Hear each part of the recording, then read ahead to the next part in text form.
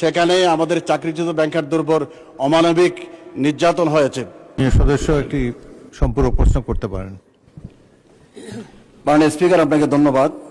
হেলাপি ঋণ বিষয়ে যেমনি আমার প্রশ্ন, তেমনি চাকরিচ্যুতির বিষয়ে সম্প্রতি আমাদের ইন্টারিম সরকার আমলে যেখানে মানুষের খুবই খারাপ অবস্থা, যেখানে বেকারত্বের বোঝা জাতির কাছে, জাতির কাঁধে, সেখানে আমাদের কিছু ব্যাংক কর্মকর্তাদেরকে বিনা নোটিশে চাকরিচ্যুত করে ওনাদের চাকরির এইস আর নেই, স্ট্যাটাস মেনটেন করতে সক্ষম হচ্ছে না, ঢাকা চট্টগ্রাম থেকে বাড়িতে গিয়ে কোনো কাজ পাচ্ছে না।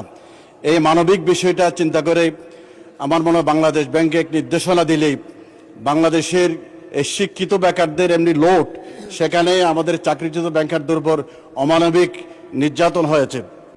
অনেকেই বিসিএস এর পরীক্ষা দিয়ে, রিটেন পরীক্ষা না দিয়েই ব্যাংকে চাকরি পেয়েছে।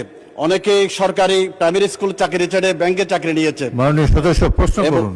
এই মুহূর্তে ওনাদের ব্যাপারে মাননীয় অর্থ মন্ত্রণালয়ের কোনো সিদ্ধান্ত আছে কিনা, এই মানবিক বিষয়ে ওনারা দৃষ্টি দেবেন কিনা? মাননীয় স্পিকার, আপনাকে ধন্যবাদ।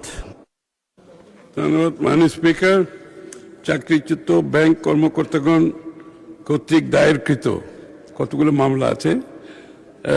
মামলাসমূহ বর্তমান হাইকোর্ট বিভাগ শ্রম আদালতে চলমান রয়েছে, যা মূলত বর্তমানে শুনানির পর্যায়ে রয়েছে।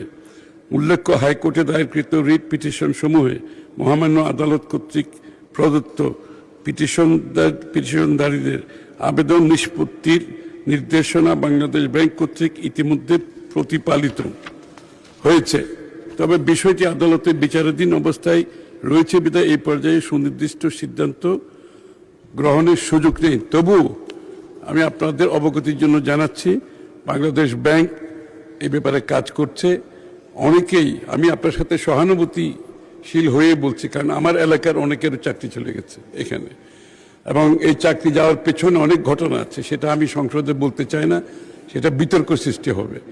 কারণ হচ্ছে অনেকের ধারণা, অনেক ব্যাংক যারা ওন করে তারা তাদের নিজস্ব লোকজনকে রেখে বাকি লোকজনদের বিদায় করে দিয়েছে, এরকম একটা পাবলিক ধারণা আছে আর কি। এই বিষয়ে আমি আর বিস্তারিত বলতে চাই না। সুতরাং এই বিষয়ে বাংলাদেশ ব্যাংক কাজ করছে। যারা চাকরি হারিয়েছে এগুলোর ব্যাপারে একটা দীর্ঘ তদন্ত চলছে।